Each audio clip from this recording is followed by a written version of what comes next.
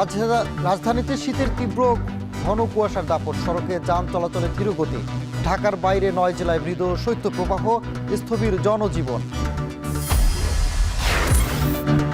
রাজধানী জুড়ে অটোরিকশার দৌরাত্ম্য, নীতিমালা ও নিবন্ধন না থাকা আইন প্রয়োগে জটিলতা।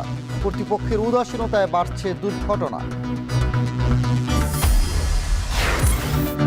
জামায়াতের নির্বাচনী ইশতেহার প্রায় চূড়ান্ত, অনলাইনে নেওয়া হয়েছে মতামত। দুর্নীতি প্রতিরোধ, শিক্ষা সংস্কার ও বেকারত্ব নিরসনে গুরুত্ব। সামরিক হামলার পর আটক মাদুরোকে নেওয়া হলো নিউ ইয়র্কে। মাদক সন্ত্রাস মামলায় বিচারের ঘোষণা ট্রাম্পের। যুক্তরাষ্ট্রসহ দেশে দেশে যুদ্ধবিরোধী বিক্ষোভ।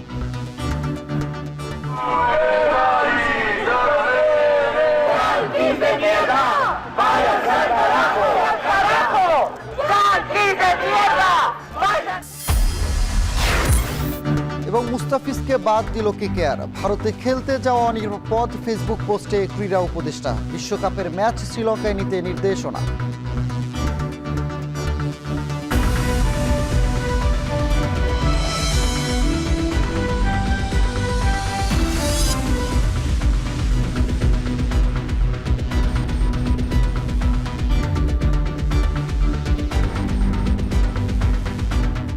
স্বাগত এখন বাজারে। পুরো আয়োজনে আপনাদের সঙ্গে আছি আমি সানিম রিথা।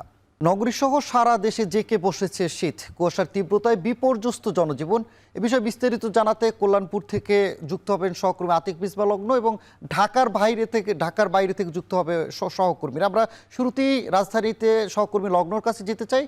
লগ্ন, জানাবেন যে সড়কে কুয়াশা কেমন দেখা যাচ্ছে, দৃশ্যমান যান চলাচলের পরিস্থিতি কেমন?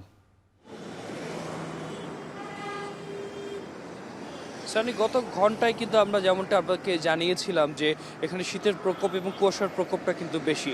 আমরা জানি যে শীতকালে বিশেষ করে জানুয়ারি মাস আসলেই কিন্তু শীতের প্রকোপটা বেড়ে যায়। তবে এবারে যেমনটা দেখা যাচ্ছে গেল কয়েকদিন ধরে কিন্তু শীতের পাশাপাশি কুয়াশার যে প্রকোপ সেটাও কিন্তু আমরা একদম পুনর্দস্তুর আমরা দেখতে পাচ্ছি। এবং যেহেতু এই রাজধানীর কল্যাণপুর থেকেই এই কল্যাণপুরই মূলত হচ্ছে প্রবেশ মুখ হিসেবে ব্যবহৃত হয়, অর্থাৎ এখান থেকে দেশের উত্তর এবং উত্তর পশ্চিমাঞ্চল এবং উত্তর পূর্বাঞ্চলের অনেক যান চলাচল করে। তো সেই জায়গা থেকে আমরা দেখেছি যারা চালকরা রয়েছেন তাদের সাথে আমরা কথা বলেছি। তারা বেশ কিছু বিষয় আমাদেরকে জানিয়েছেন যে এখানে মূলত যারা দূরপাল্লায় যাচ্ছেন তারা আসলে 20 থেকে 25 মিটারের পরে তেমন কিছু দেখতে পাচ্ছে না।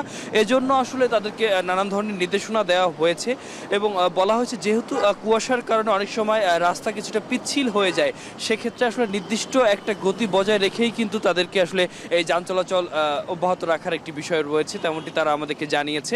এবং একই সাথে সাধারণ যারা নাগরিক রয়েছে, সাধারণ যারা খেটে খাওয়া মানুষ রয়েছে তাদেরকেও আমরা দেখেছি বেশ বেগ পোহাতে হয়েছে, যেহেতু তাপমাত্রা বেশ কম। গতকালকে আমরা জেনেছিলাম যে 12.5 ডিগ্রি সেলসিয়াস, আজকে কিন্তু সেই তাপমাত্রা কত এখন পর্যন্ত আসলে আমরা যে হালনাগাদ সেটি জানতে পারিনি, তখন হয়তো বা বুঝতে পারবো। তবে যতটুকু ধারণা করা যাচ্ছে আজকে কিন্তু ঢাকার যে পারদ রয়েছে সেটি কিন্তু অনেকাংশেই কম। এবং একই সাথে আরেকটি বিষয় বলতে চাই, যেহেতু আজকে আমরা দেখছিলাম যে ঢাকার বায়ুমানের একটি বিষয় রয়েছে, অর্থাৎ ঢাকার এমনিতেও বায়ু কিন্তু দূষণের পরিস্থিতিতে থাকে এবং আজকেও আমরা দেখছি যে কুয়াশা এবং বায়ুমান এটা যে বিভিন্ন ধরনের যে রোগ রয়েছে, বায়ু সংক্রান্ত রোগ রয়েছে, সেটারও একটা ঝুঁকির কারণ বা কার্যকরণ তৈরি করে, এমনটা আমরা জেনেছি।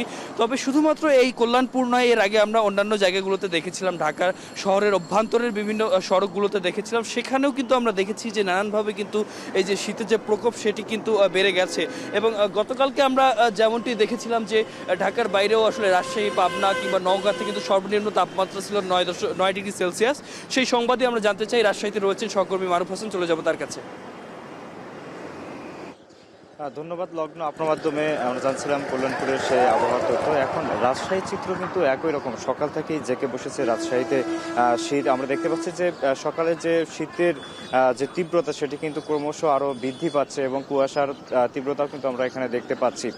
গুড়ি গুড়ি বৃষ্টির মতো কিন্তু কুয়াশা পড়ছে এবং যার জন্য নগর জীবন কিছুটা স্থবির হয়ে পড়েছে। বিশেষ করে শ্রমজীবী মানুষ যারা আছেন তাদের কিন্তু এই শীতের মৌসুমে কিন্তু বেশি সমস্যার সম্মুখীন হতে হয়, কারণ খেটে খাওয়া মানুষেরা যখন কাজের সন্ধানে বা তাদের জীবিকার সন্ধানে যখন বাইরে আসেন এবং শীত থাকার কারণে কিন্তু তারা সেই কাজগুলো পায় না, পরবর্তীতে তাদের যে কায়িক শ্রম বা তার বিনিময়ে যে টাকা সেটা কিন্তু তারা উপার্জন করতে পারে না। এবং অনেকের সঙ্গে আমরা কথা বলেছি, আসলে এই কাজ না পেয়ে অনেককেই কিন্তু বাসায় ফিরে যেতে হয়, যার জন্য পরিবার পরিজন নিয়ে তাদের স্বাভাবিক যে জীবনযাত্রা সেটি কিন্তু ব্যাহত হচ্ছে। পাশাপাশি এখানে আমরা দেখতে পাচ্ছি যে অন্যান্য নাগরিক যারা আছেন তাদের ক্ষেত্রেও শীতজনিত যেসব রোগ সর্দি জ্বর থাকে সেগুলো নিয়েও কিন্তু তারা অনেক সংখ্যায় থাকেন, কখন তাদেরকে এই ধরনের স্বাস্থ্য হানি ঘটে এমনটাও কিন্তু তারা আশঙ্কা করে থাকেন। বিশেষ করে নগর জীবনের যে স্বাভাবিক চিত্র সেটি কিন্তু বেলা বাড়ার সঙ্গে সঙ্গে গতি পেলেও কিন্তু আমরা দেখতে পাচ্ছি যে সকালের চিত্র কিন্তু একদমই ভিন্ন। আমরা শুধুমাত্র যারা শ্রমজীবী মানুষ আছেন তাদের ছাড়া আমরা খুব কমই মানুষকে কিন্তু বাইরে চলাফেরা করতে দেখি। পাশাপাশি অটো রিক্সা চালক যারা আছেন তাদের ক্ষেত্রেও কিন্তু একই কথা যে শ্রম ক্ষেত্রে তারা যখন কাজে আসছেন এবং তারা যাত্রী না পেয়ে অনেকের সময় রাস্তায় দাঁড়িয়ে থাকছেন বা বসে থাকছেন, এমন চিত্র কিন্তু আমরা দেখতে পেয়েছি। তাদের যে জায়গা থেকে তারা বলছেন যে শুধুমাত্র জীবিকার তাগিদেই কিন্তু তারা এই শীতকে উপেক্ষা করেই কিন্তু বাইরে এসেছেন উপার্জন করার জন্য। যদি তাদের শীত এই ক্রমশ যদি বৃদ্ধি পায়, পরবর্তীতে তাদের জীবনযাত্রা কতটা গতি পাবে, কতটা ব্যাহত হবে, তারাও কিন্তু সেটা নিয়েও কিন্তু শঙ্কায় আছেন। সব মিলে রাজশাহীর যে চিত্র আমরা বিভিন্ন জায়গায় ঘুরে দেখেছি যে সকাল থেকেই তীব্র কুয়াশা এখানে দেখা যাচ্ছে। কুয়াশা আর যে তীব্রতা সেটি কিন্তু ক্রমশ বৃদ্ধি পাচ্ছে। গতকাল কিন্তু আমরা দেখেছি যে তাপমাত্রা ছিল সেখানে আজকে 12 ডিগ্রি সেলসিয়াস তাপমাত্রা এবং গতকাল ছিল 9.0 ডিগ্রি সেলসিয়াস তাপমাত্রা। যেখানে তাপমাত্রা আজকে বৃদ্ধি পেলেও কিন্তু কুয়াশার যে তীব্রতা এবং বায়ুর আর্দ্রতা 97% কিন্তু এখন দেখা যাচ্ছে রাজশাহীর আবহাওয়া দপ্তরের তথ্য মতে। এই ছিল রাজশাহী থেকে আমার কাছে সব শেষ। এখন আমরা জানবো চুয়াডাঙ্গা থেকে আমাদের সহকর্মী যুক্ত আছেন অনিক চক্রবর্তী জানাবেন সেখানকার আবহাওয়ার চিত্র এবং জনজীবনে কি ভোগান্তি নেমে এসেছে। মারুফ, সকাল থেকে কিন্তু ঘন কুয়াশায় চুয়াডাঙ্গার সড়কগুলো আসলে ঢেকে গেছে এবং এই কুয়াশার দাপট কিন্তু এখনো রয়েছে। এখনো যে যানবাহনগুলো সড়কে চলাচল করছে সেই যানবাহনগুলো কিন্তু হেডলাইট জ্বালিয়ে আসলে চলাচল করছে। চুয়াডাঙ্গা আবহাওয়া অফিস আজ সকাল 6টায় চুয়াডাঙ্গায় তাপমাত্রা রেকর্ড করেছে 10.7 ডিগ্রি সেলসিয়াস। অর্থাৎ বেলা যত বাড়বে অর্থাৎ সকাল 9টায় কিন্তু আরেকবার তাপমাত্রা নির্ণয় করবে চুয়াডাঙ্গার আবহাওয়া অফিস। সেখানে আবহাওয়া অফিস বলছে তাপমাত্রা আরও নিচে নেমে চলে আসতে পারে। বাতাসের আর্দ্রতা আজকে কিন্তু 97%, অর্থাৎ হিমেল বাতাসের কারণেই ঠান্ডার অনুভবটা আসলে বেশি হচ্ছে আজকে। আর আবহাওয়া অফিস বলছে যে সামনে যে দিনগুলো আসছে সেই দিনগুলো কিন্তু আরও তাপমাত্রা নিচে নামবে, অর্থাৎ শৈত্যপ্রবাহ বেশ কয়েকটি রয়েছে চুয়াডাঙ্গার উপর দিয়ে বয়ে যাবে। এই যে শীত বাড়ায় সাধারণ মানুষের দুর্ভোগ কিন্তু সকাল থেকেই রয়েছে। সড়কের পাশে যারা অবস্থান করছে তারা খড়কুটোর সাথে আগুন জ্বালিয়ে আসলে শীত নিবারণের চেষ্টা করছে। একটা বিষয় জানিয়ে রাখা প্রয়োজন যে জেলা প্রশাসন এবার যেহেতু জেলা প্রশাসন এবং উপজেলা পর্যায়ে প্রশাসনের পর্যায় থেকে আসলে শীতবস্ত্র, সরকারি যে শীতবস্ত্র কম্বল বিতরণ করা হচ্ছে, বেশ কিছু অভিযোগ রয়েছে প্রান্তিক মানুষের কাছ থেকে। তারা বলছে যে তারা কিন্তু এই সরকারি কম্বল আসলে পাচ্ছেন না সঠিক নিয়মে। আসলে এই সরকারি কম্বল বিতরণ করা হচ্ছে বেলা বাড়লে। সাধারণ যারা মানুষ আছে তাদের দাবি যে সকালে এবং সন্ধ্যার পরে যদি এই সরকারি যে শীতবস্ত্রগুলো রয়েছে, বিশেষ করে কম্বল রয়েছে, সেইগুলো যদি বিতরণ করা হয় তাহলে কিন্তু সুষ্ঠুভাবে সাধারণ যারা মানুষ আছে তাদের কাছে এই শীতবস্ত্রগুলো পৌঁছায়। পাশাপাশি এই যে শীত বাড়ার ফলে চুয়াডাঙ্গা সদর হাসপাতাল সহ উপজেলার যে স্বাস্থ্য কমপ্লেক্সগুলো রয়েছে সেখানে কিন্তু আসলে শীতজনিত রোগীর সংখ্যা প্রতিনিয়ত বাড়ছে। বিশেষ করে স্বাস্থ্য কমপ্লেক্সগুলোতে কিন্তু শীতজনিত রোগে শিশুরা বেশি ভর্তি হচ্ছে। চুয়াডাঙ্গা সদর হাসপাতাল এবং স্বাস্থ্য কমপ্লেক্সে যারা চিকিৎসক রয়েছে তারা যারা ভর্তি হচ্ছে তাদেরকে শিশুদের প্রতি বাড়তি নজর দেওয়ার পরামর্শ দিচ্ছেন চিকিৎসকরা। এই মুহূর্তে আবহাওয়া অফিস যেটি বলছে যে কোনো প্রকার কিন্তু আসলে সুখবর নেই। আবহাওয়া অফিস বলছে যে তাপমাত্রা আরও কমবে। তো চুয়াডাঙ্গার শীত পরিস্থিতি নিয়ে আমার কাছে এই ছিল। চলে যাচ্ছি দিনাজপুরে রয়েছে আমাদের সহকর্মী কঙ্কন। দিনাজপুরে আসলে শীতের পরিস্থিতি কেমন জানাবেন?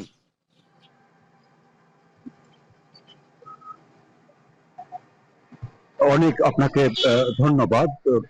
দিনাজপুরে আজকে যদি বলি, দিনাজপুরে কিন্তু এখনো 8টার বেশি কিন্তু এখন পর্যন্ত আকাশে কিন্তু সূর্য ওঠেনি। আর গত কয়েকদিনে দিনাজপুরের যে তাপমাত্রা সেটিও আবহাওয়া যেমন বলছে ওঠানামা করছে। গতকালকে কিন্তু দিনাজপুরে সর্বনিম্ন তাপমাত্রা রেকর্ড করা হয়েছে 10.6, আজকে 1 ডিগ্রি করে এখন পর্যন্ত 11.6। গতকালকের চেয়ে কিন্তু 1 ডিগ্রি বেশি, এবং সকাল 9টায় কিন্তু তাপমাত্রাটি রোড কানেক্টিভিটিটা বেশি, সেখানে কিন্তু অনেক সড়কে যান চলাচলের উপরে কিন্তু অনেক প্রভাব ফেলে। আর এখন যা তাপমাত্রা বলা হচ্ছে সকালে যার জন্য গরিব মানুষ, খেটে খাওয়া মানুষ, পরিশ্রমী মানুষ, যারা নদীর চর এলাকায় যারা বসবাস করেন শীতের তীব্রতা কিন্তু অনেকটাই বেশি অনুভূত হয়। আর এই সময় কিন্তু শীতের, আপনি জানেন যে শীতের তীব্র শীত ও কুয়াশার খবর জানাচ্ছিলেন সহকর্মীরা। রাজধানী জুড়ে প্রতিদিন ব্যাগের ছাতার মতো বাড়ছে অটো রিকশা। নিয়ন্ত্রণ নীতিমালার বাস্তবায়নে যেমন ভ্রুক্ষেপ নেই কর্তৃপক্ষের, তেমনি অটো রিকশার উৎপাদন বন্ধেও নেই নজর। মুখে বন্ধের বুলি আওড়ালেও অটোরিকশা সরঞ্জাম আমদানির অনুমতি দিয়ে যাচ্ছে সরকার। 3 চাকার এই বাহনে বাড়ছে নিত্য দুর্ঘটনা। এখন যার উৎপাদন বন্ধের তাগিদ বিশেষজ্ঞদের। বিস্তারিত প্রতিবেদনে।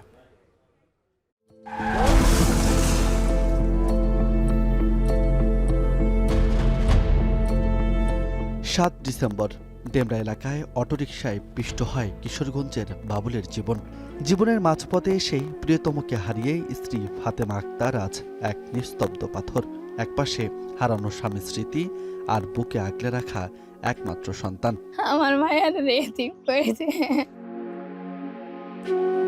শুধুমাত্র এই বাবুলি নন, রোড সেফটির তথ্য বলছে 2020 সাল থেকে 2025 সালের নভেম্বর মাস পর্যন্ত 3 চাকার যানবাহনের চাকায় প্রায় 12,000 দুর্ঘটনায় প্রাণ গেছে 6,822 জনের। মৃত্যুর মিছিল বাড়লেও অবৈধ এই যানটি বন্ধে যেমন কার্যকর কোনো পদক্ষেপ নেই সরকারের, তেমনি উৎপাদন বন্ধেও নেই নজর। ঢাকার কেরানীগঞ্জের চড়াইল এলাকা, প্রায় 200টির অধিক অটোরিকশা তৈরির কারখানা গড়ে উঠেছে এখানে। এক কথায় অটোরিকশার একটি শিল্পাঞ্চলে পরিণত হয়েছে এলাকাটি, যেখানে প্রতিদিন তৈরি হচ্ছে 2 থেকে 300টির বেশি অবৈধ গাড়ি। শুধুমাত্র কেরানীগঞ্জের চড়াইলে নয়, রাজধানীর মুগধাতেও গড়ে উঠেছে অসংখ্য অটোরিকশা উৎপাদনের কারখানা। এছাড়া রাজধানীর বছিলা, মোহাম্মদপুর, মিরপুর, বাড্ডাসহ পুরো ঢাকা শহরেই যেন অটোরিকশা তৈরির কারখানা। কিন্তু এসব কারখানার নেই কোনো বৈধ অনুমোদন। সবথেকে ভয়ঙ্কর ব্যাপার, যারা এই যানবাহনগুলো তৈরি করছে তাদেরও নেই কোনো প্রাতিষ্ঠানিক শিক্ষা। আমার পড়াশোনা ক্লাস 7 পর্যন্ত, আর আপনার এটা এভরিথিং সব আমরাই তৈরি করি। আমরা মাল আনি বংশাল থেকে, আর আমরা এনে তৈরি করি। আর মনে করেন এনে দোকান আছে প্রায় 250 থেকে 300। গাড়ি বানানোর কোনো কাগজপত্র লাগে না, আর আমরা এখান থেকে একটা মেমো করে ছেড়ে দিই। জানতে চাচ্ছিলাম না। তারপর বিশেষজ্ঞরা বলছেন, দায়িত্বরতদের গাফিলতিতেই অটোরিকশা পরিণত হয়েছে শহরের ক্যান্সারে। নিয়ন্ত্রণ করার জন্য যে সংস্থাগুলো আসলে কাজ করার কথা, বিআরটিএ, শিল্প মন্ত্রণালয়, বাণিজ্য মন্ত্রণালয়, এমনকি আমাদের রাজস্ব বোর্ড, তারও এখানে ভূমিকা আছে। আসলে সরকারি প্রতিষ্ঠানগুলো আমি মনে করি তাদের যে ভূমিকা ছিল সেই ভূমিকা পালন করেনি। কোনো মোটরযান তৈরিতে নকশার অনুমোদন ও সড়কে চলতে ফিটনেস ও লাইসেন্স প্রয়োজন বাংলাদেশ সড়ক পরিবহন কর্তৃপক্ষের। যদিও এসব যানবাহন বিআরটিএর আওতায় নয় দাবি কর্তৃপক্ষের, তবে দ্রুত উৎপাদন বন্ধে অভিযান চালানোর আশ্বাস ডিএমপির। ব্যাটারি চালিত রিকশার বিষয় কিন্তু বিআরটিএর অথরিটি নয়, এটা লোকাল গভর্নমেন্ট অথরিটি, এবং যে কারণে এই জায়গাটায় আমাদের সাথে একটু কোঅর্ডিনেশনে, আমি বলছি যে এই কোঅর্ডিনেশনটা আমরা করছি। খুব দ্রুত, আমরা ডেটটা ডিসক্লোজ করছি না, কিন্তু অত্যন্ত দ্রুততম সময়ের মধ্যে আমরা এই অটোরিকশার যে উৎপাদন আশেপাশে যে গ্যারেজগুলো আছে আমরা এটা বন্ধ করে দেব। সেন্টার ফর পলিসি ডায়ালগের একটি গবেষণা বলছে, বর্তমানে সারা দেশে প্রায় 6 মিলিয়ন অটোরিকশা চলছে। সব অটোরিকশার চার্জিংয়ে প্রতিদিন নষ্ট হচ্ছে প্রায় 750 মেগাওয়াট বিদ্যুৎ। একই সঙ্গে এই বাহনে ব্যবহৃত ব্যাটারি হুমকির মুখে ফেলছে পরিবেশ। রাজধানীর বংশাল, নওয়াবপুর সহ বিভিন্ন বাজারে ছয়লাভ এসব যন্ত্রাংশ দিয়ে। যেখান থেকে খুব সহজে কিনে এনে মাত্র 1 ঘন্টার ব্যবধানে একটি অটোরিকশা তৈরি করছে মিস্ত্রিরা। ফলে কঠোর সিদ্ধান্ত, নীতিমালা এবং আইন প্রয়োগের মাধ্যমে এখনই বন্ধ করতে হবে এসব অবৈধ অটোরিকশার উৎপাদন। অন্যথায় আগামীতে সড়কে বড় বিপর্যয় নেমে আসতে পারে মত বিশেষজ্ঞদের। রাজু আহমেদ, এখন, ঢাকা। ত্রয়োদশ জাতীয় সংসদ নির্বাচনে দলীয় ইশতেহার তৈরিতে অনলাইনে জনমত নিয়েছে বাংলাদেশ জামায়াত ইসলামী। ইশতেহারে দলটি শিক্ষা, নারীর কর্মসংস্থান ও নিরাপত্তার বিষয়গুলোকে গুরুত্ব দিচ্ছে বলে জানা গেছে। এছাড়াও জনগণের মতামতকে প্রাধান্য দিয়েই ইশতেহারে দুর্নীতিকে লাল কার্ড দেখানোর বিষয়টি গুরুত্ব পাবে বলে জানিয়েছেন জামায়াত নেতারা। শাহাদাত অফরের প্রতিবেদনে বিস্তারিত।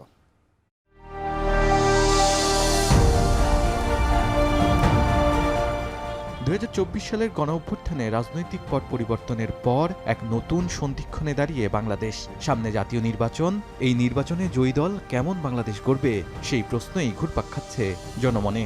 দেশের রাজনীতি কোন পথে হাঁটবে আর ভবিষ্যতের গতি কোন দিকে ছুটবে তার উত্তর জানতে অপেক্ষায় মানুষ।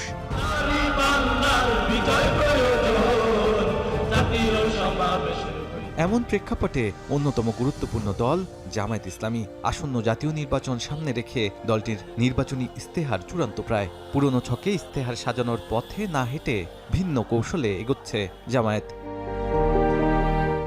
আগামী দিনের বাংলাদেশ কেমন হবে সেই রূপরেখা নির্ধারণে ভোটারদের সরাসরি যুক্ত করতে অ্যাপ চালু করেছে দলটি। দেশ গড়ার পরিকল্পনায় অংশীদার হতে নাগরিকদের প্রতি আহ্বান জানিয়েছেন জামায়াতের আমির।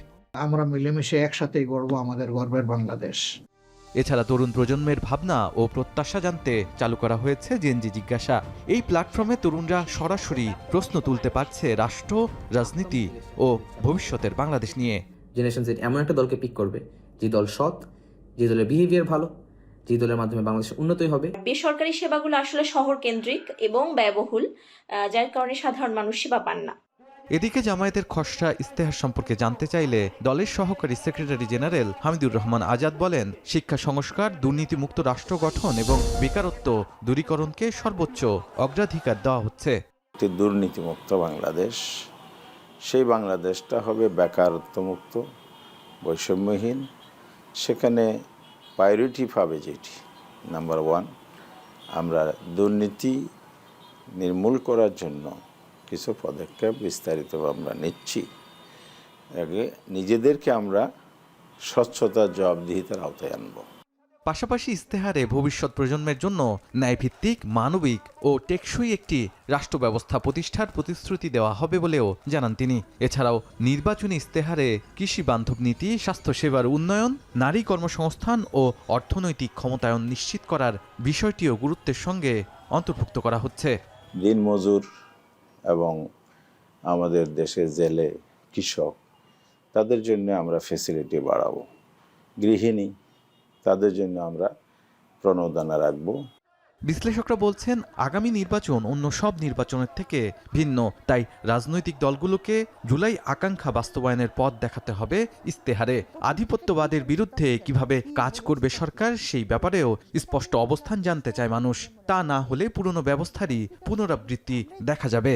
প্রথম ছিল আমরা আধিপত্যবাদের বিরুদ্ধে, দ্বিতীয়ত ছিল যে আমরা এখানে সংস্কার এবং বিচার, এই দুটো তো ইশতেহারে আসা দরকার ছিল বলে আমি মনে করি। আমি কিছু নতুনত্ব খুঁজে পেলাম না। বিপ্লবকে ধারণ করার জন্য যে জাতীয় ইশতেহার আমি আশা করেছিলাম সেটা আমি দেখলাম না। পরিবর্তিত পরিস্থিতিতে নির্বাচনী ইশতেহারে গদবাঁধা প্রতিশ্রুতি না দিয়ে নতুন বাংলাদেশ বিনির্মাণে সংস্কার ও বিচারের সময়সীমা এবং তরুণদের চাওয়াকে গুরুত্ব দেবার আহ্বান রাষ্ট্রচিন্তকদের। শাহাদাত অফরো, এখন, ঢাকা। ত্রয়োদশ জাতীয় সংসদ নির্বাচনের তফসিল ঘোষণার পর থেকেই দেশ জুড়ে শুরু হয়েছে ভোটের আমেজ। এবারের নির্বাচনে দক্ষিণের জেলা খুলনায় পুরুষের তুলনায় নারী ভোটারের সংখ্যা বেশি। নারী ভোটারদের উপরেই অনেকটা নির্ভর করছে প্রার্থীদের জয় পরাজয়। খুলনায় নারীদের প্রত্যাশা, বিজয়ী প্রার্থী কাজ করবে সমাজের সর্বস্তরের নারীদের ভাগ্য উন্নয়নে। রামিম চৌধুরীর প্রতিবেদনে বিস্তারিত। সারা দেশের মতো খুলনা শহরেও বইছে নির্বাচনী হাওয়া। কর্মসংস্থান, নারীর ক্ষমতায়ন, নিরাপত্তা ইস্যুতে কোনো সরকারের আমলেই তেমন পরিবর্তন আসেনি এই শহরে। খুলনা নগরী এখনও হয়ে উঠতে পারেনি নারী বান্ধব। ভোটের সময় আসলেই ভোটারদের দ্বারে দ্বারে প্রার্থীদের আনাগোনা বেড়ে যায়। সুবিধাবঞ্চিত নারীদের নিয়ে কাজ করার প্রতিশ্রুতি দেন অনেকেই। ত্রয়োদশ জাতীয় সংসদ নির্বাচনে খুলনার নারী ভোটাররা আর আশ্বাস নয়, চান প্রতিশ্রুতির বাস্তবায়ন। নির্বাচনের সময় আসলে আফা একটা ভোট দেন, ভোটের পরে আফা কোথায়, আফা কোথায় ভাইয়া। যে সরকারি আসুক আমরা কোনো সুবিধা পাইনি ভাই, আমরা সব সময় মনে করেন অত্যাচারের পরে ছিলাম। অসহায় মহিলারা আছে যারা, যাদের স্বামী নাই, যাদের কোনো মানে সন্তান দুটো নিয়ে কষ্ট করে, তাদের কোনো সুযোগ সুবিধা ওয়ার্ডের কাউন্সিলররা দেয় না। কি করছে নারীদের জন্য তা তো আমি জানি না, আমার জন্য কিছু করে না, আমি এটাই জানি। এবারের নির্বাচনে খুলনায় সংখ্যাগরিষ্ঠতায় এগিয়ে আছে নারী ভোটাররা। নির্বাচনে জয় পরাজয় অনেকটাই নির্ভর করছে তাদের উপর। বিভিন্ন পেশায় নিয়োজিত এই অঞ্চলের নারীরা বলছেন, নাগরিক সুবিধা আর নিরাপত্তার পাশাপাশি তারা সর্বস্তরের নারীদের কর্মসংস্থানের সুযোগ চান। মাই তো একটা শিক্ষিত জাতি দিতে পারে। একজন শিক্ষিত নারী বা প্রতিষ্ঠিত নারী কিন্তু একটা সুস্থ সুন্দর সমাজ তৈরি করতে পারে। আমাদের কাছে এটাই চাওয়া যে নারীদের উন্নয়নটা যেন বাস্তবায়ন হয়। যে আসুক মানে ক্ষমতায়, আমাদের জন্য নারীদের যে কর্মসংস্থানের যে নিরাপত্তাটা ওরা যেন খুব মানে অটুট থাকে। খুলনা বিভাগে মোট ভোটারের সংখ্যা 1,40,77,000। এর মধ্যে 70,34,000 পুরুষ এবং 70,42,000 নারী ভোটার। নির্বাচন আসলে নানা প্রতিশ্রুতির ফুলঝুরি নিয়ে নারীদের কাছে ভোট চাইতে পৌঁছান প্রার্থীরা। তবে সেসব প্রতিশ্রুতি বাস্তবায়িত না হয় কর্মসংস্থান বা নাগরিক সুবিধা থেকে বঞ্চিত হচ্ছেন এসব নারীরা। তাই আগামী নির্বাচনে বিজয়ী প্রার্থীদের সকল প্রতিশ্রুতি যেন বাস্তবায়িত হয়, এমন প্রত্যাশা সকলের। রামিম চৌধুরী, এখন খুলনা। নানা সংকটে হারিয়ে যাচ্ছে বরিশালের ঐতিহ্যবাহী তাঁত শিল্প। আয় কমে যাওয়ায় পেশা বদলাতে বাধ্য হচ্ছেন তাঁতিরা। সুতাসহ উপকরণের মূল্য নির্ধারণ ও স্বল্প সুদে ঋণ দিলে এই শিল্প সচল করা সম্ভব বলে মনে করেন তাঁত মালিকরা। তাই শিল্পটিকে বাঁচিয়ে রাখতে ঋণ দিচ্ছে তাঁত বোর্ড। সব ধরনের সহযোগিতার আশ্বাস উপজেলা প্রশাসনের। অমিত হাসানের প্রতিবেদনে বিস্তারিত।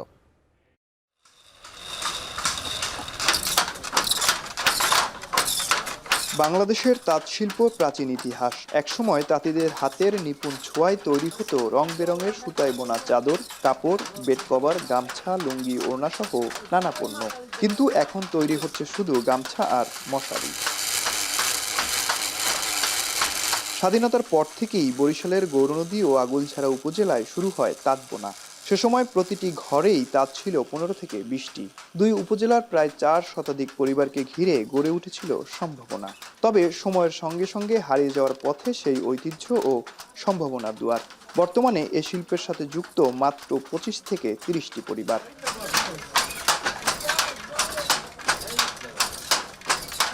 আগুলঝরার গৈলা ইউনিয়নের বাসিন্দা নোমানুর রশিদ। একচালা টিনের ঘরের মধ্যে দুটি তাঁতে বুনছেন গামছা। পূর্বপুরুষ থেকেই হস্তচালিত তাঁত শিল্পের সঙ্গে জড়িত তারা।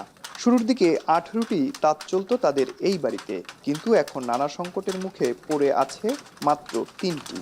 আমি আগুলঝরা গেছি, বিক্রি করতে পারি নাই, গৈলা আইছি বিক্রি করতে, আবার লইয়ে বাড়িতে আইছি। এখন আমি এই যে তাঁতিদের মজুরি কিভাবে দেব? রং সুতার দাম বেশি, যার জন্য আমাকে পড়তে হয় না, দেখি আস্তে আস্তে বিরক্ত হইতেছে। এই যুগে প্রেক্ষাপটে আমাদের হ্যান্ডলুমের কাজ কেউ করতে চায় না, আমাদের লস প্রজেক্ট। কাঁচামালের বেশি দাম ও বিক্রির সময় দাম কম হওয়ায় লাভের মুখ দেখছেন না এ পেশায় জড়িতরা। সুতাসহ উপকরণের মূল্য নির্ধারণ এবং স্বল্প সুদে ঋণ দিলে এ শিল্প সচল করা সম্ভব হবে বলে মনে করছেন তাঁত মালিকরা। এখন প্রায় 10-12টা তাঁত চলে, তাও মাল বেচতে পারতেছি না আমরা। এখন ওই পাওয়ারলুমে যদি মেশিনের কোনো ট্রেনিং এবং এই আসতো, তাহলে এই প্রযুক্তিটা আরও আমরা চালিয়ে যেতে পারতাম। আর আমাদের তাঁত বোর্ড থেকে এক তাঁত প্রতি 40,000 টাকা দেয়। যদি ঋণটা একটু বাড়ানো হতো তাহলে মনে হয় আমাদের জন্য ভালো হইতো। তাঁত বোর্ড বলছে, ঋণ সহায়তার পাশাপাশি তাঁতিদের প্রয়োজনীয় কারিগরি সহায়তা দেয়া হচ্ছে। আর এ শিল্পকে বাঁচিয়ে রাখতে সরকারের পক্ষ থেকে প্রশিক্ষণ, ঋণ সুবিধা সহ নানা ধরনের উদ্যোগ রয়েছে বলে জানালেন উপজেলা নির্বাহী কর্মকর্তা। ওনাদের উন্নত প্রশিক্ষণের জন্য আমাদের ট্রেনিং সেন্টার আছে, ওখানে যাওয়ার জন্য বারে বারে আমরা বলতেছি, ওনাদের সাথে মত বিনিময় সভা করতেছি। ওনাদের সাথে ওই যে ন্যায্য মূল্যে সুতা পাওয়ার জন্য এটার জন্য তাঁত বোর্ড ব্যবস্থা গ্রহণ করতেছে।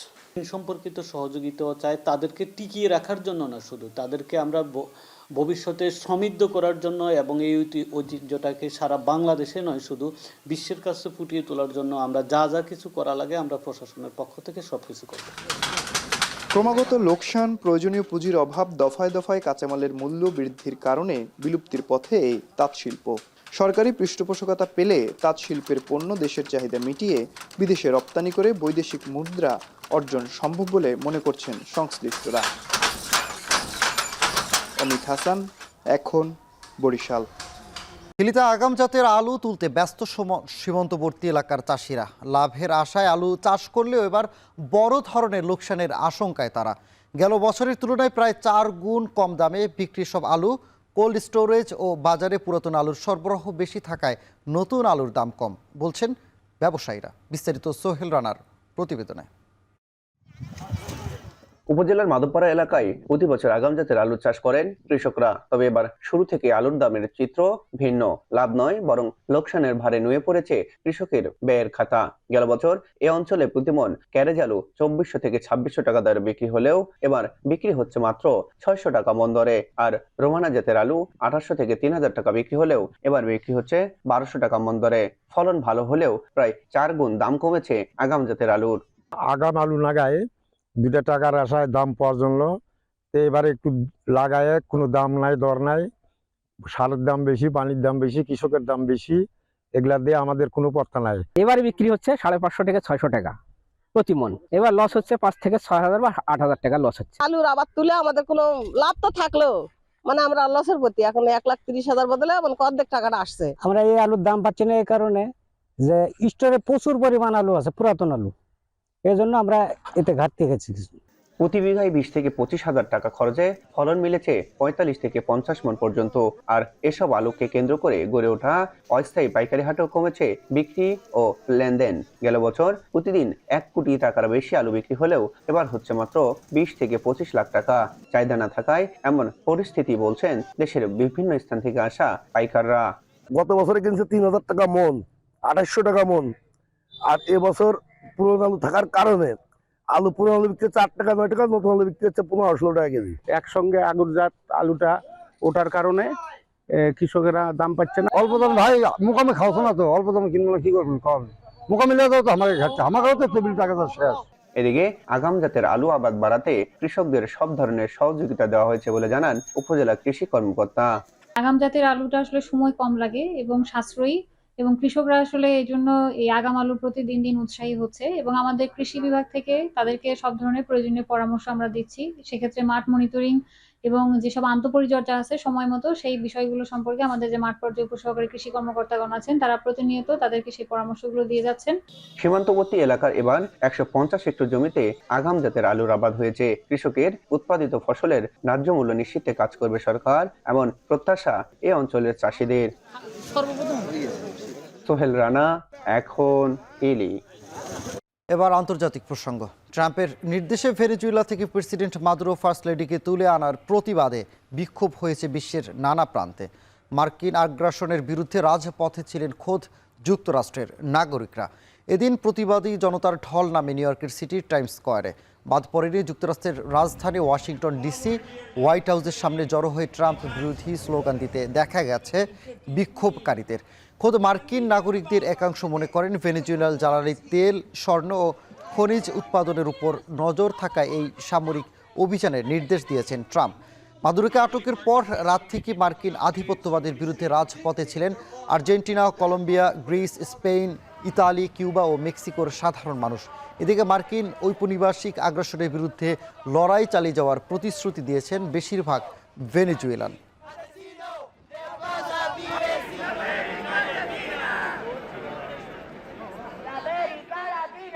কাজ হোক যাই সাথে এক্সপার্ট চাই, না টাইট লুজ যদি করতে হয় তবে এক্সপার্ট টুলস এই নিশ্চিত জয়। এক্সপার্ট হার্ডওয়্যার টুলস, সকল কাজের এক্সপার্ট সমাধান। নিউ ইয়র্কের ব্রুকলিনে বন্দি শিবিরে নেওয়া হচ্ছে ভেনেজুয়েলার প্রেসিডেন্ট মাদুরো ও তার স্ত্রীকে। আগামী সপ্তাহে অস্ত্র মাদক চোরাচালানের মামলায় ম্যানহাটনের আদালতে হাজির করা হবে তাদের। এদিকে সংবাদ সম্মেলনে ট্রাম্প মন্তব্য করেছেন, পরিস্থিতি স্বাভাবিক হওয়ার আগ পর্যন্ত ভেনেজুয়েলার শাসনভার থাকবে যুক্তরাষ্ট্রের হাতে। যদিও ভেনেজুয়েলার কোনো দেশের উপর উপনিবেশ হবে না বলে মন্তব্য করেছেন দেশটির ভাইস প্রেসিডেন্ট। সতীর্থ কর্মকার জানাবেন বিস্তারিত। নিশ্ছিদ্র নিরাপত্তার চাদরে ঢেকে ফেলা হয়েছে ম্যানহাটানের এই হেলিপোর্ট। অবতরণের জন্য প্রস্তুত হেলিকপ্টারগুলোর একটিতে মার্কিন সেনাদের হাতে আটক ভেনেজুয়েলার প্রেসিডেন্ট নিকোলাস মাদুরো ও ফার্স্ট লেডি সিলিয়া ফ্লোরেস। কিছু পরীক্ষা নিরীক্ষার পর ব্রুকলিনের বন্দি শিবিরে রাখা হবে তাদের। আর আগামী সপ্তাহে মাদক ও অস্ত্র চোরাচালানের মামলায় ম্যানহাটানের ফেডারেল আদালতে হাজির করা হতে পারে মাদুরো ও তার স্ত্রীকে। শনিবার মধ্যরাতে ভেনেজুয়েলায় এক নজিরবিহীন সামরিক অভিযান চালায় যুক্তরাষ্ট্র। ডেল্টা ফোর্সের অভিযানে প্রেসিডেন্ট ও ফার্স্ট লেডিকে যুক্তরাষ্ট্রে তুলে আনে মার্কিন সেনারা। সংবাদ সম্মেলনে সেই অভিযানের বর্ণনা দিয়েছেন জয়েন্ট চিফস অব স্টাফের চেয়ারম্যান। দীর্ঘদিন ধরেই সিআইএ ও এনএসএ নজর রাখছিল মাদুরোর গতিবিধির ওপর। তাকে আটকের প্রস্তুতি নেওয়া হচ্ছিল কয়েক মাস ধরে। বড়দিনের ছুটিতেই এই অভিযান চালানোর সিদ্ধান্ত নেয় ওয়াশিংটন। শনিবার 20টি আলাদা ঘাঁটি থেকে প্রায় 150 বিমান ও হেলিকপ্টার যাত্রা শুরু করে ভেনেজুয়েলার উদ্দেশ্যে। স্থল, আকাশ ও নৌ 3টি পথ ব্যবহার করে চালানো এই অভিযানের কেন্দ্রে ছিলেন মার্কিন এলিট ডেল্টা ফোর্সের সদস্যরা, যাদের হাতেই ধরা পড়েছেন মাদুরো। এর আগে ভেনেজুয়েলার ভবিষ্যৎ ও যুক্তরাষ্ট্রের উদ্দেশ্য নিয়ে কথা বলেন ট্রাম্প। জানান, পরিস্থিতি স্বাভাবিক হওয়ার আগ পর্যন্ত ভেনেজুয়েলা নিয়ন্ত্রণ করবে মার্কিন প্রতিনিধি দল, যার নেতৃত্ব দেবেন পররাষ্ট্রমন্ত্রী মার্কো রুবিও। তবে প্রয়োজনে ভেনেজুয়েলায় সেনা পাঠাতে দ্বিধা করবে না Washington. Going to run the country until such time as we can do a safe, proper and judicious transition. So the oil business in Venezuela has been a bust, a total bust for a long period of time. We're going to have our very large United States oil companies, the biggest anywhere in the world, go in, spend billions of dollars, fix the badly broken infrastructure, the oil infrastructure. এছাড়া যুক্তরাষ্ট্রের এই অভিযানকে ঐতিহাসিক আখ্যা দিয়েছেন মার্কিন প্রতিরক্ষা মন্ত্রী। আর কংগ্রেসের অনুমোদনের বিষয়ে পররাষ্ট্রমন্ত্রী মার্কো রুবিও বলেছেন, এ ধরনের অভিযানের বিষয়ে আলোচনার সুযোগ থাকে না। তবে ভেনেজুয়েলা কোনো দেশের উপনিবেশ হবে না বলে মন্তব্য দেশটির ভাইস প্রেসিডেন্টের। প্রতিরোধ গড়ে তোলার আহ্বান জানিয়ে ডেলসি রদ্রিগেজ আরও বলেন, মাদুরোই এখনও ভেনেজুয়েলার প্রেসিডেন্ট। সতীর্থ কর্মকার, এখন বিশ্ব। এবার খেলার প্রসঙ্গ। ভারতীয় ক্রিকেট বোর্ডের নির্দেশনায় কলকাতা নাইট রাইডার্সের স্কোয়াড থেকে বাদ পড়েছেন মুস্তাফিজুর রহমান। বাংলাদেশি এই পেসারকে দেখা যাবে না এবারের আইপিএলে। নিলাম থেকে 9 কোটি 20 লাখ রুপিতে মুস্তাফিজুরকে দলে টেনেছিল কলকাতা নাইট রাইডার্স। তবে দুই দেশের রাজনৈতিক অস্থিরতার প্রভাব ফেলতে শুরু করে ক্রিকেট মাঠেও। মুস্তাফিজকে খেলানোর ইস্যুতে নানা রকম হুমকিও এসেছিল উগ্রবাদী বিভিন্ন সংস্থা থেকে। এরপরই তাকে যুক্ত হয় বিসিসিআই। ভারতীয় গণমাধ্যম বিসিসিআই সেক্রেটারি দেবজিৎ সাইকিয়া জানান, বাংলাদেশি পেসারকে বাদ দিতে নাইট রাইডার্সকে জানানো হয়েছে। এর ঘণ্টাখানিক পরই আনুষ্ঠানিক বিবৃতিতে মুস্তাফিজুরকে স্কোয়াড থেকে বাদ দেয় কলকাতা নাইট রাইডার্স।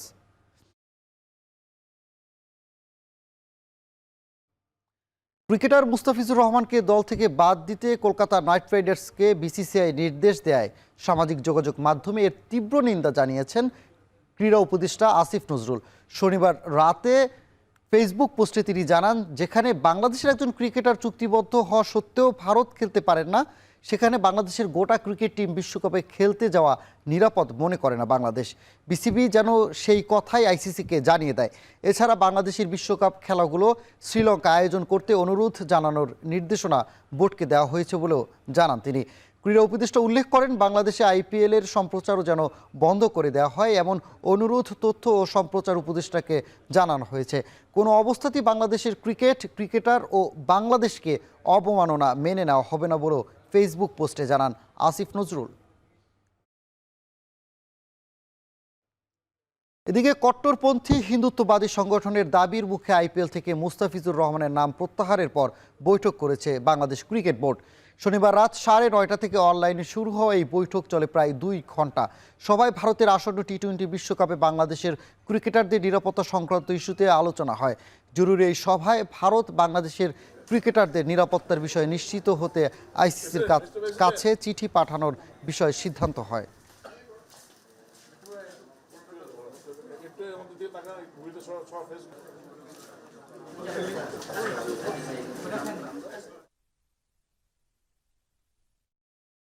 চাঁদপুরের সামাজিক সংগঠন চলেন হাটির উদ্যোগে অনুষ্ঠিত হচ্ছে ম্যারাথনে অংশগ্রহণ করেছে নানা বয়সী প্রায় 300 নারী পুরুষ।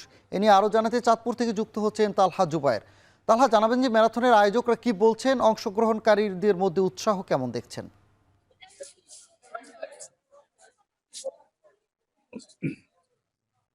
সানি, চাঁদপুরের গণমাধ্যম কর্মী আলম পলাশের প্রতিষ্ঠিত যে চলেন হাঁটি নামের স্বেচ্ছাসেবী সংগঠন রয়েছে, তৃতীয়বারের মতো এই সংগঠনের পক্ষ থেকে কিন্তু হাঁটা ম্যারাথন আয়োজন করা হয়েছে।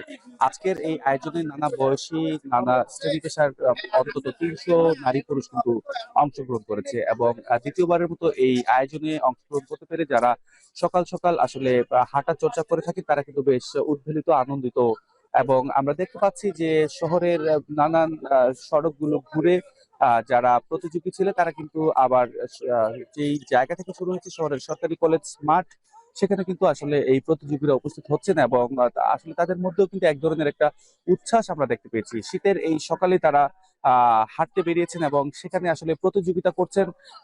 নারীদের জন্য কিন্তু 3 কিলোমিটারের জায়গা অতিক্রম করার বিষয় ছিল এবং যারা পুরুষ প্রতিযোগী রয়েছে তারা কিন্তু 6 কিলোমিটার সড়ক প্রদক্ষিণ করে কিন্তু তারা এসেছেন এবং সকালবেলা এই হাঁটা ম্যারাথনের উদ্বোধন করে জেলা বিএনপির সভাপতি শেখ ফরিদ আহমেদ মালিক এবং প্রধান অতিথি হিসেবে যারা এই হাঁটা ম্যারাথনে অংশগ্রহণ করে বিজয়ী হয়েছে তাদের মাঝে কিন্তু পুরস্কার বিতরণ করবেন জেলা প্রশাসক নাজমুল ইসলাম সরকার। আসলে আমি কথা বলেছিলাম আয়োজকদের সাথে, তারা যেটা বলছেন যে সুস্থ দেহ সুস্থ মন, হাঁটবো আমি যতক্ষণ, এই ট্যাগলাইন নিয়ে কিন্তু তারা মানুষের মাঝে হাঁটার যে প্রচলন তা কিন্তু আরো ছড়িয়ে দেওয়ার জন্য তারা এই উদ্যোগ গ্রহণ করেছেন এবং তারা বলছেন যে শুধু হাঁটাকে কেন্দ্র করে কিন্তু আসলে নানান ধরনের রোগ বালাই থেকে কিন্তু যুব সমাজ থেকে শুরু করে আগামীর যে প্রজন্ম এবং যারা বয়োবৃদ্ধ রয়েছে তারাও কিন্তু আসলে হাঁটাকে কেন্দ্র করে কিন্তু তারা সুস্থ সবল দেহ নিয়ে কিন্তু বেড়ে উঠতে পারবেন এবং এই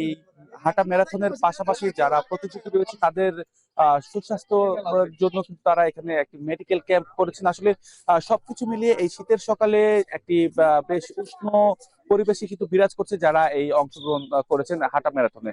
সবকিছু মিলিয়ে কিন্তু এখানে আসলে একটি উৎসব মুখর পরিবেশে কিন্তু ধারণ করেছে। তো এই ছিল আমার কাছে চাঁদপুর থেকে হাঁটা ম্যারাথনের সবশেষ। ম্যারাথনের খবর জানাতে চাঁদপুর থেকে যুক্ত ছিলেন সহকর্মী তালহা জোবায়ের। গ্রাম বাংলার ঐতিহ্যের নানাবিধ প্রতিযোগিতার কথা অনেকেরই জানা রয়েছে। এর মধ্যে কৃষকের পালিত বলি মহিষের লড়াই এখনও টিকে আছে পটুয়াখালীতে। মহিষের এই লড়াইয়ে বিজয়ী মহিষ ও মালিককে বীরত্বের জন্য পুরস্কৃত করা হয়। এই ঐতিহ্যবাহী খেলার খবর জানাতে কলাপাড়া থেকে যুক্ত হচ্ছে সহকর্মী জসিম পারভেজ। জসিম, জানাবেন যে এই লড়াইয়ে কতটি মহিষ অংশ নিচ্ছে আর দর্শকদের মাঝে উৎসাহ কেমন দেখছেন?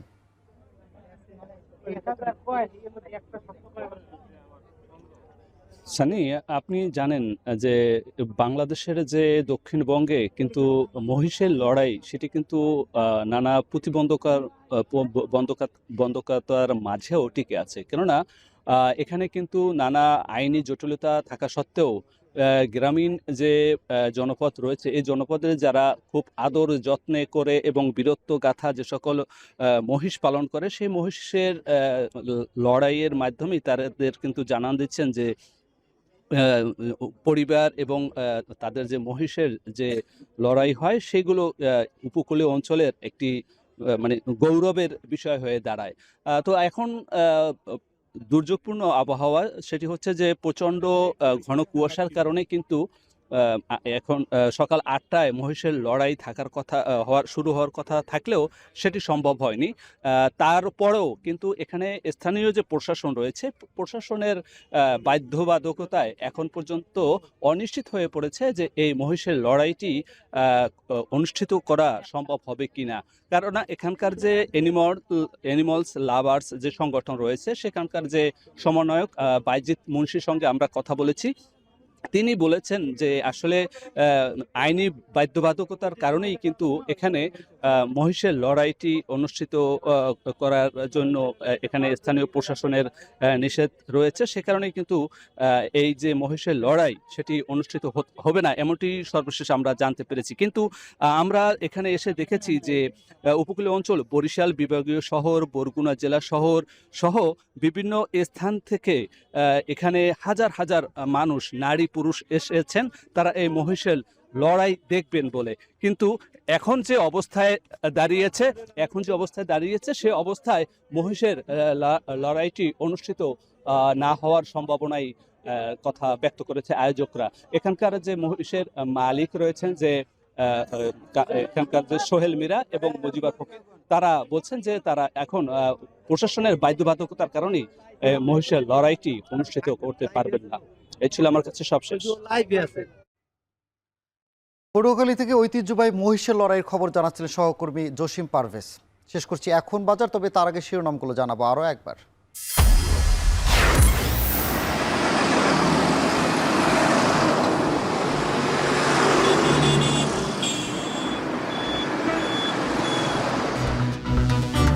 রাজধানীতে শীতের তীব্রতা, ঘন কুয়াশার দাপট, সড়কে যান চলাচলের ধীর গতি। ঢাকার বাইরে 9 জেলায় মৃদু শৈত্যপ্রবাহ, স্থবির জনজীবন। রাজধানী জুড়ে অটোরিকশার দৌরাত্ম্য, নীতিমালা ও নিবন্ধন না থাকায় আইন প্রয়োগে জটিলতা, কর্তৃপক্ষের উদাসীনতায় বাড়ছে দুর্ঘটনা।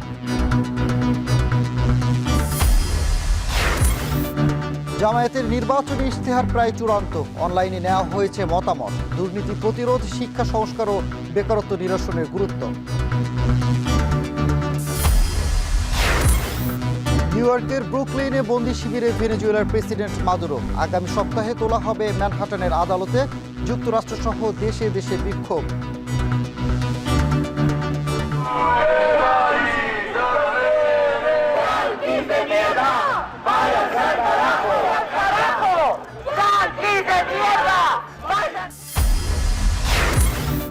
এবং মুস্তাফিজকে বাদ দিল কেকেআর। ভারতে খেলতে যাওয়া অনিরাপদ ফেসবুক পোস্টে ক্রীড়া উপদেষ্টা। বিশ্বকাপের ম্যাচ শ্রীলঙ্কায় নিতে নির্দেশনা।